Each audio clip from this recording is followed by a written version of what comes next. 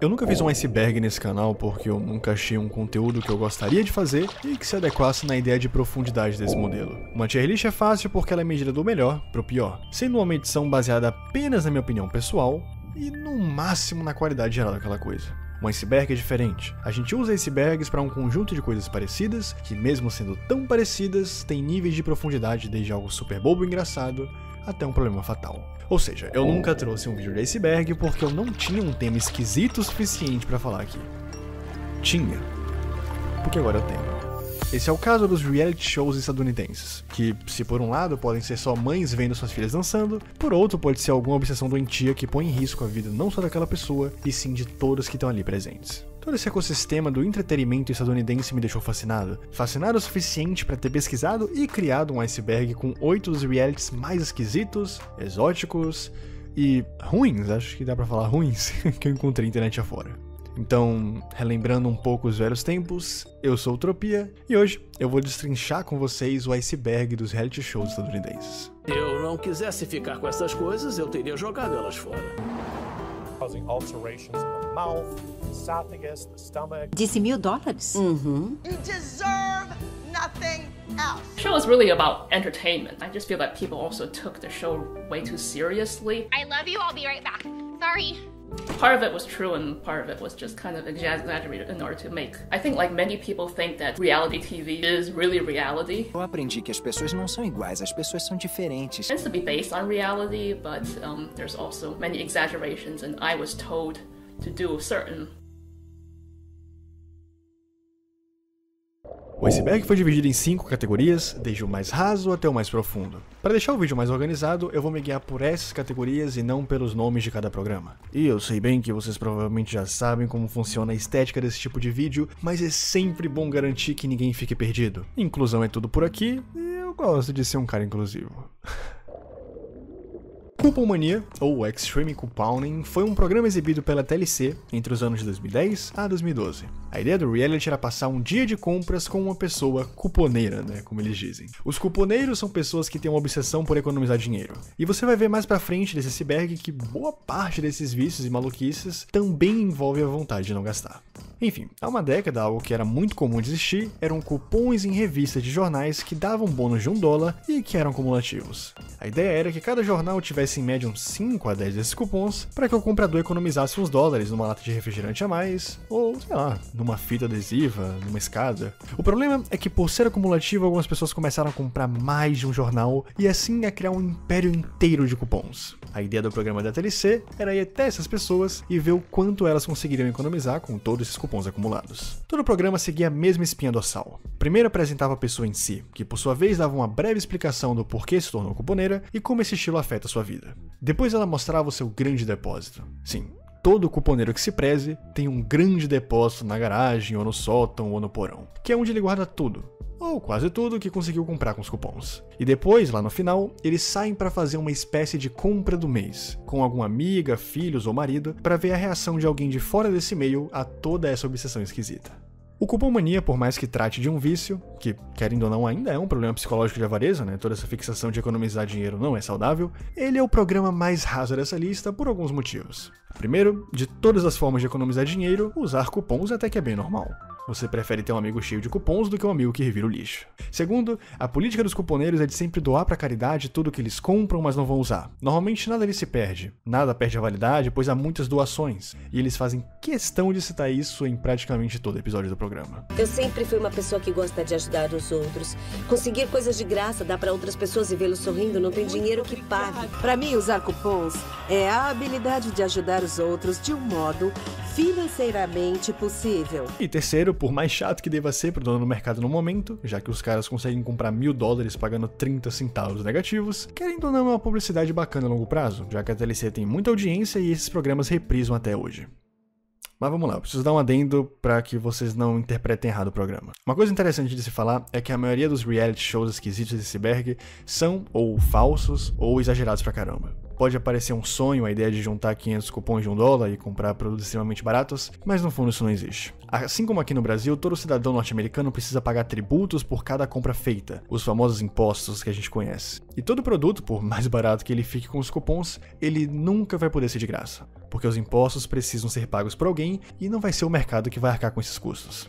Então tudo isso que aparece na televisão do Cupomania quase sempre é puramente entretenimento. Houve até mesmo relatos de vários mercados que o Cupomania atuou que diziam que os cupons deles não dobravam como os que apareciam no programa. Eles até poderiam dobrar 1, 2 ou 4 vezes no máximo, mas fazer uma compra de $1.300 e virar apenas 50 não só deixava eles no prejuízo, como não era legal.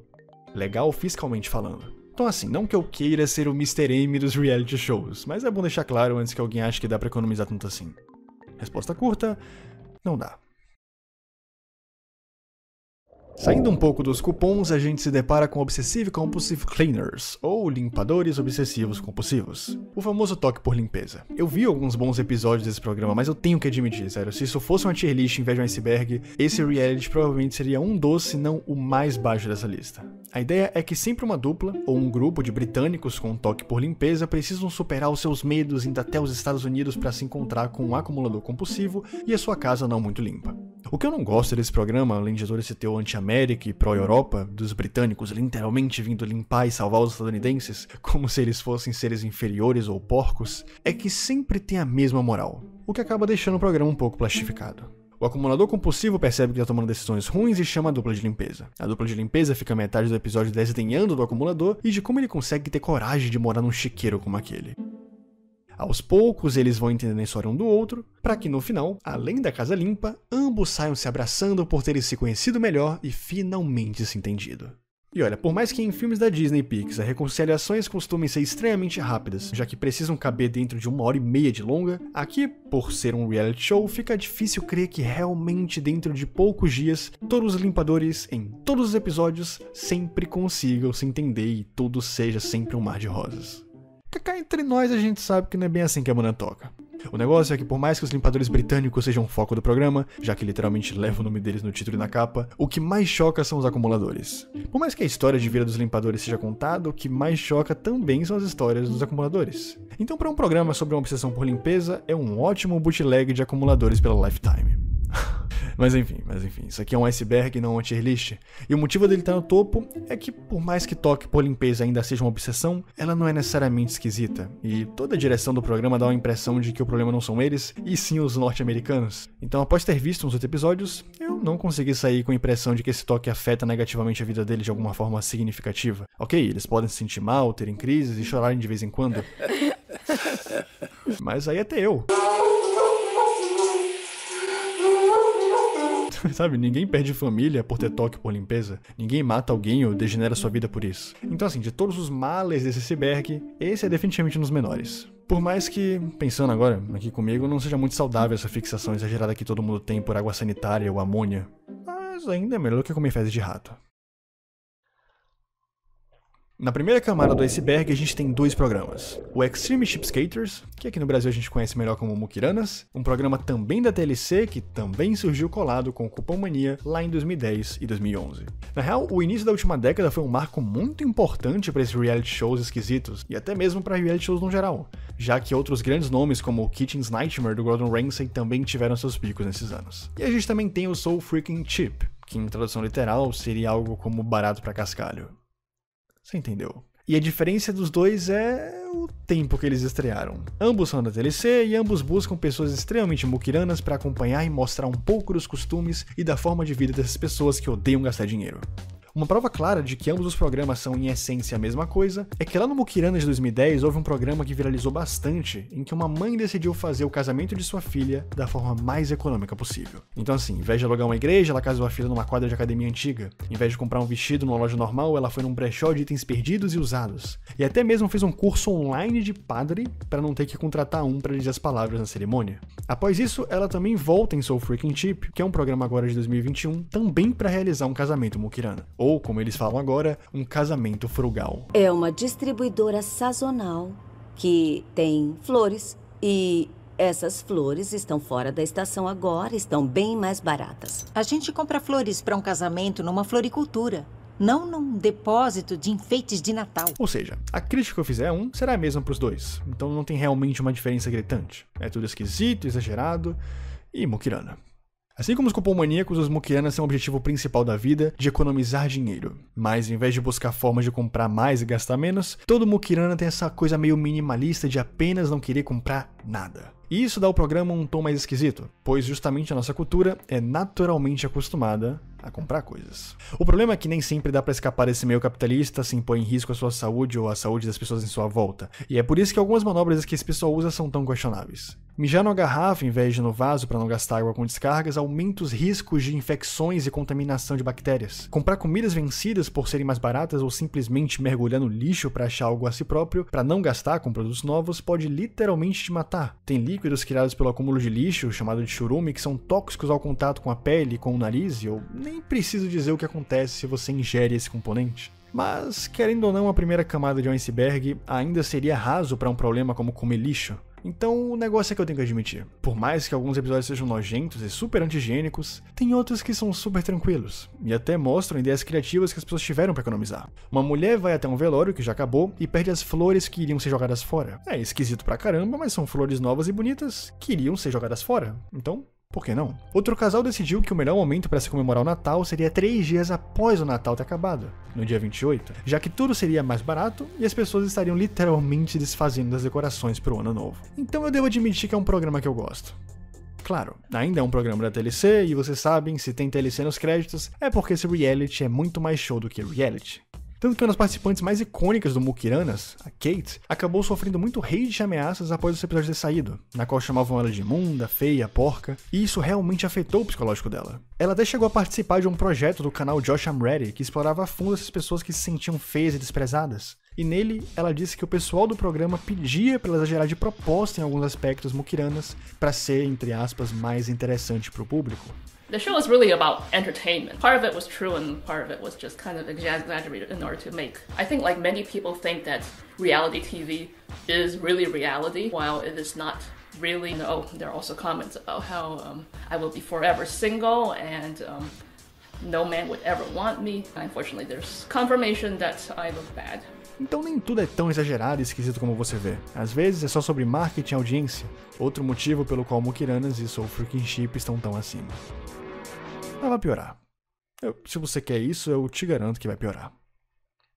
Próximo programa do iceberg, Binomo. Eu sei, a Binomo não é um programa, só que eu precisava fazer um gancho pronunciante sem que você pulasse ou falasse, meu Deus, eu não aguento mais. Fica aí, pô. Rapidinho. Se você já assistiu algum outro vídeo mais antigo do canal, tu com certeza já me ouviu falando da plataforma de negociações Binomo. Já sabe que é um site de transações online apenas para maiores de 18 e também já sabe que, por se tratar de um investimento, estudar nunca é demais. Agora, o que você provavelmente não sabe é que existe uma nova funcionalidade dentro da parte de negociação, que é a banda de Bollinger. Primeiramente, é importante que você escolha a moeda com mais porcentagem de lucro, nesse caso aqui a euro, e você também coloque um prazo de 15 segundos para negociação. O tipo de gráfico vela, é a melhor opção, e aqui nas ferramentas de negociação você aplica a banda de Bollinger, que é a ferramenta nova da Binomo para te auxiliar nas próximas negociações. Você vai ver que vai ficar essas 3 linhas, convergindo para cima e para baixo, e elas que vão te auxiliar a escolher a melhor opção para investimento. Nesse caso aqui, eu vou colocar um valor de R$40, R$45 para poder investir, e nesse caso eu acho que vai subir, porque já estava convergindo muito para baixo, então eu pensei que ia subir, por causa que as bandas convergiram para cima, e depois de um tempo, se você esperasse um tempinho, você ia ver que realmente subiria, e ia gerar um lucro de R$ 82,80 com base no valor que eu investi. Realmente funcionou bem. Aliás, como você provavelmente não sabe nada sobre a plataforma, é muito recomendado que você estude muito antes, seja com vídeos no YouTube ou vídeos no próprio site da Binomo. E entrando no link da descrição, você receberá uma conta demonstração com R$4.000 para treinos e práticas dentro da plataforma. Para depositar dinheiro é bem fácil, o site aceita praticamente qualquer banco, cartão e até mesmo Pix. E você provavelmente tem uma chave Pix, porque quem é que não tem, Bem, utilizando o meu cupom, você duplica o seu primeiro depósito no site, venha negociar na Binomo e aplicar a estratégia de Bollinger para suas futuras negociações. Link tá aí na descrição. Segunda camada, tem small. Dance Moms foi um reality show também da época de 2011 que contou com 8 temporadas e foi distribuído pela Network Lifetime. A ideia do programa era acompanhar uma novela em formato de reality de um grupo de garotas de seus 9 a 15 anos de idade que tinham um sonho de se tornarem grandes dançarinas. Ou não só dançarinas, como estrelas. Stars. Elas falam stars, eu acho que é gente famosa. Além delas, tinham as mães que as acompanhavam durante todos os episódios. E o motivo pelo qual um reality de dança infantil é pior que comer lixo na rua se chama Abby Lee, a instrutora de dança que ensinava as garotas em cada episódio. Se você já viu o filme Whiplash alguma vez na sua vida, e se lembra como Terence Fletcher abordava seus alunos músicos, você consegue entender bem como funcionava o sistema de ensino da Abby Lee.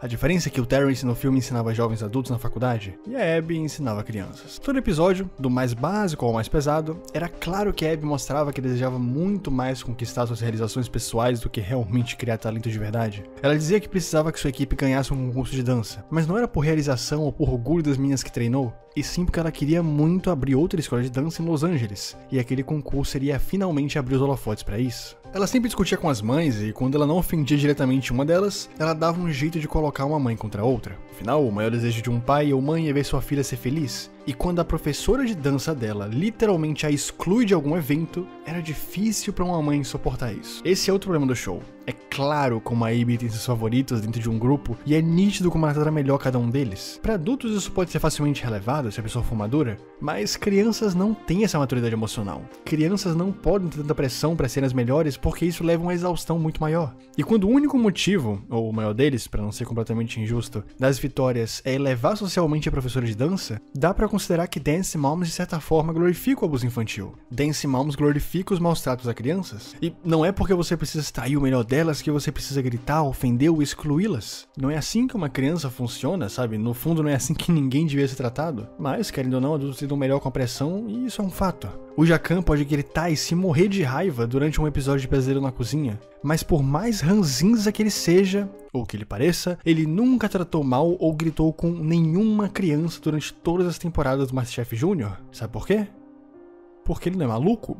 Então, por mais que Dance Moms por fora pareça muito mais tranquilo que mijar numa garrafa ou comer carcaça de peixe, ela tem um problema muito maior quando envolve a saúde mental e física das crianças que não têm culpa nenhuma de estarem ali. E não sou eu que tô dizendo, antes que você ache que eu tô sendo fresco, se você for em qualquer site de críticas e buscar pela análise de outros usuários, fica claro que esse método de ensino é horrível e desaprovado por todo mundo.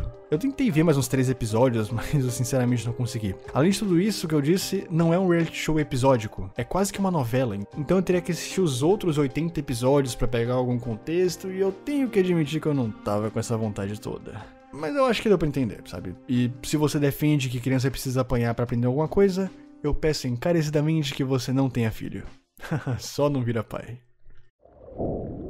Pequenas Misses, outra pérola da DLC do início da última década, tem uma vibe mais episódica que Dance Moms, mas mantém críticas parecidas. Aqui, a ideia é pegar crianças e fazê-las competir entre si em shows de talentos, que na maioria das vezes são só desfiles de moda com crianças tentando imitar adultos, com roupas super adornadas, danças de cowboy e até mesmo maiôs com apelo sexual. O problema é que se Dance Moms a gente lidava com crianças de 9 a 15 anos, aqui a média de idade dos pequeninos é de 3 a 5 anos de idade. Sabe, é tão novo que eu nem sei se são crianças ou se são bebês, porque a maioria mal sabe falar direito.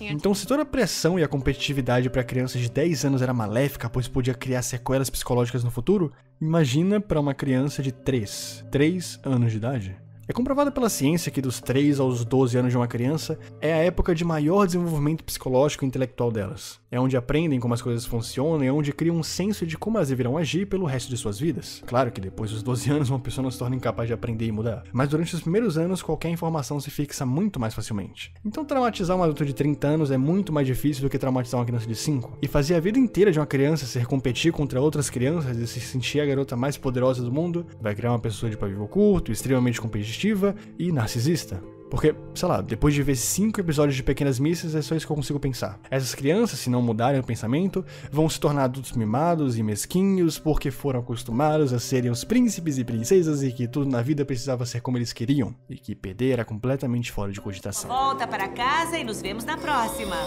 então só de sentir a agonia de imaginar como essas crianças estão atualmente, 10 anos depois, já me faz crer que esse é um dos piores realities que já foram criados. E além disso tudo, é mal dirigido. Eu não quero nem entrar no aspecto técnico, porque aí seriam outros 500. O resumo é, criança não precisa competir, criança não precisa ser maltratada por não vencer um concurso. E às vezes a criança é tão nova, mas tão nova que mesmo ganhando ela chora, porque ela não faz ideia do que tá rolando. E esse é o normal, sabe? É normal ela não fazer ideia. O que não é normal é a mãe continuar colocando ela nesse meio nada infantil, em vez de deixar ela brincando no parquinho comendo terra, como uma boa criança de 4 anos faria. Enfim, chega de falar de criança, vai. Bora voltar para as esquisitices que estranhamente estavam melhor. Se tem estranho no título, a gente já imagina quem foi que distribuiu essa pérola para as televisões norte-americanas. Eu acho que futuramente vale até mesmo fazer um vídeo mais aprofundado dos programas que a TLC serviu ao longo dos anos, porque sem dúvidas ela é um dos, se não o canal mais estranho da televisão norte-americana. É sério, eu tive que deixar muita coisa de fora pra esse vídeo não ficar enorme. E também porque a maioria é ruim pra caramba e eu não mereço isso. Minha Estranha Obsessão, ou My Strange Addiction, é um reality show de 2010 distribuído pela TLC que tem o nome mais autoexplicativo possível. Em formatos um pouco mais curtos que os outros programas, eles criavam coletâneas de pessoas com obsessões completamente aleatórias. Alguns eram só muito estranhos, como ter relações amorosas e sexuais com um carro, que se enquadram num grupo de parafilia chamado objetofilia, que é a atração exagerada a objetos inanimados. E outros, além de serem estranhos, apresentavam um sério risco à pessoa, como essa garota de 19 anos que era viciada em comer sabão, fosse sabão em barra, sabão em espuma e até mesmo sabão em pó, alegando que comer sabão era a única coisa que conseguia acalmar os nervos dela quando ela passava por alguma situação estressante. Eu não sei como é que o sabão afetaria isso, eu não faço nem ideia como um vício desse surge, mas uma coisa é certa, cada vez que ela comer um pouco desse sabão, ela tá acelerando a morte dela um pouquinho. E esse episódio até termina em um tom extremamente mórbido dela no médico ouvindo o que poderia acontecer se ela continuasse consumindo dessa forma. Na verdade, um dos motivos pelo qual My Strange Addiction é tão baixo no nosso iceberg é o tom desse programa. Eu sinto que a TLC sempre tentou criar reality shows focados puramente no entretenimento. Em Cupomania, eles falsificavam a eficácia dos cupons para fazer aquele show de preços altíssimos caindo rapidamente. Em Mukiranas, eles contratavam atores pagos para fingir serem amigos dos Mukiranas simplesmente para reagirem de forma exagerada às esquisitices que eles viam. Mas aqui não tem nada disso. E se eu não pesquisasse, eu nem pensaria que é um programa da TLC. Sabe, é mórbido, é triste. Até as músicas utilizadas são tensas. It's very special to make love to Chase. E depois de pesquisar um pouco sobre a veracidade do programa, já que a TLC não é lá muito conhecida pelos realities mais realities que existem, eu descobri que esse show é exageradamente dramatizado. E que tem muita crítica sobre ele em todo lugar. Porque assim, pensemos em duas vias. Primeira, o programa é real. Ou segunda, o programa é completamente falso. Bem, se o programa for real e aquela pessoa em questão realmente tiver aquele problema, a forma com que os realizadores abordam a pessoa e criam a imagem dela no reality faz ela quase sempre parecer um monstro. Faz parecer que a única coisa que ela sabe fazer da vida é estar naquele vício e que ela entrou nisso porque ela era, sei lá, estranha. Porém, na maioria das vezes, essas obsessões vêm de problemas maiores. Um episódio muito popular, por exemplo, foi o My Strange Addiction dos Adult Babies, que é uma condição chamada parafilia infantil, que faz com que a pessoa adulta realmente se sinta confortável se vestindo e agindo como um bebê. Normalmente as pessoas acabam se tornando adult babies por inseguranças e ansiedades criadas pelos seus pais e pela pressão da sociedade no geral. O maior mecanismo de defesa dessas pessoas é a síndrome do Peter Pan, que é aquela coisa de você envelhece fisicamente, mas o seu psicológico continua na mesma idade. Porque, pelo pensamento deles, se o meu pai me diz que com 18 anos a minha mordomia acaba, eu tenho que arranjar um emprego e passar no vestibular e ser alguém na vida, eu vou ter medo de falhar e dar desgosto pra eles. Então, e se eu nunca chegar na fase adulta? E aí que eles tendem a se isolar das pessoas e permanecerem nesse mundo infantil deles. Porém, é óbvio que essas pessoas têm empregos, têm casas, sabem comer sozinhas, enfim, são humanos, sabe? E a TLC só mostra como se a pessoa fosse inapta igual um bebê de verdade. O que não é verdade. Se vestir e agir como uma criança para essas pessoas é uma válvula de escape. É uma forma de se desestressar dos problemas lá fora. Igual você faz quando quer jogar um jogo para relaxar ou coloca 8 temporadas de uma série de comédia e se isola do mundo. São coisas diferentes, mas com objetivos iguais. E eu sinto que a narrativa desse programa desrespeita muitas pessoas por serem diferentes. Agora, se o programa for completamente fake, aí eu julgo ser pior ainda, já que realmente existem pessoas com esses problemas, e criar um documentário falso fazendo um ator fingir ter um problema que ele não tem apenas para fins comerciais, mostra que esse programa não é só ruim, como ele é desumano. E é por essa dúvida que ele tá na penúltima camada. É por esse benefício da dúvida que esse não é um dos piores realities que eu já vi. E eu espero de coração que não seja 100% fake.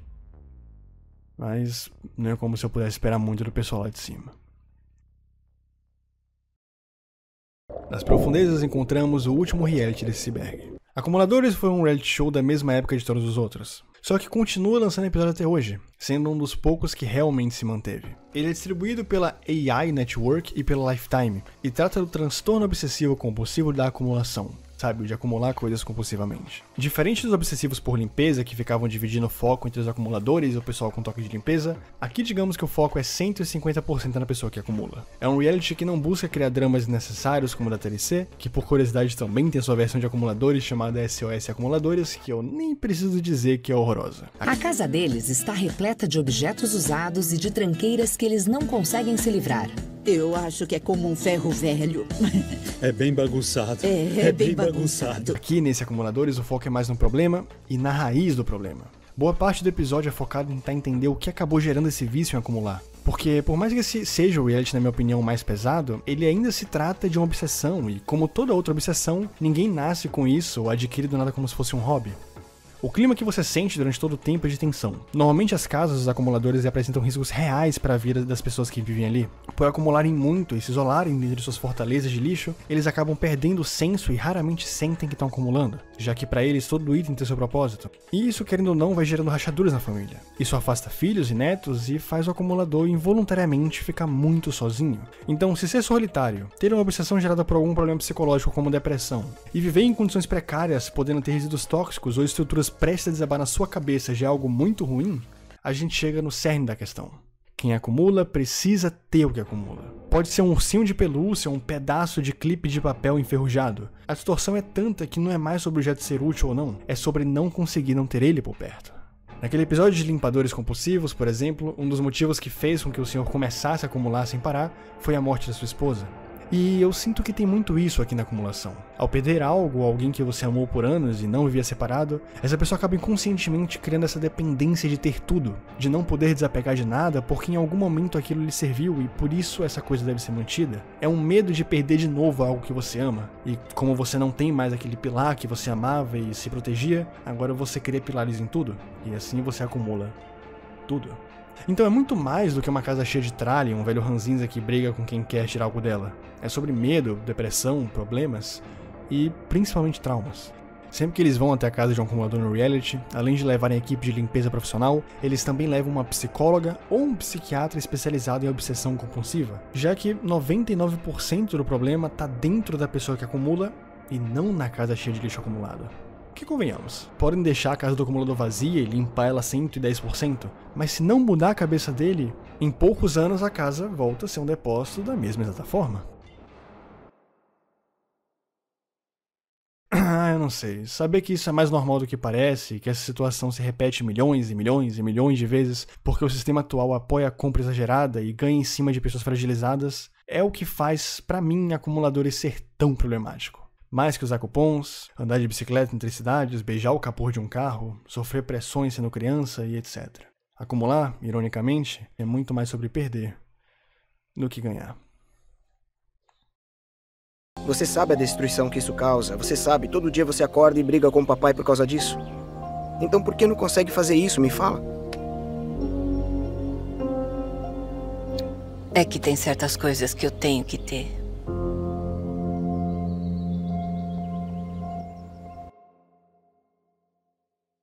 Eu sei, o clima acabou meio tenso, mas é um iceberg, a gente acaba indo para as coisas um pouco mais pesadas e o clima acaba mudando conforme a coisa vai mudando também. Enfim, se você gostou, deixa seu like, se inscreve no canal, comenta algum reality show que eu deixei de fora, porque se esse vídeo for bem e vocês realmente gostarem do que viram, eu posso trazer uma segunda parte.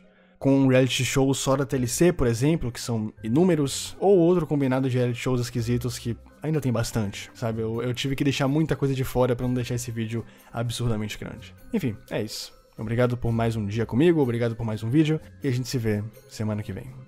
Um abraço da Utopia, tchau, tchau.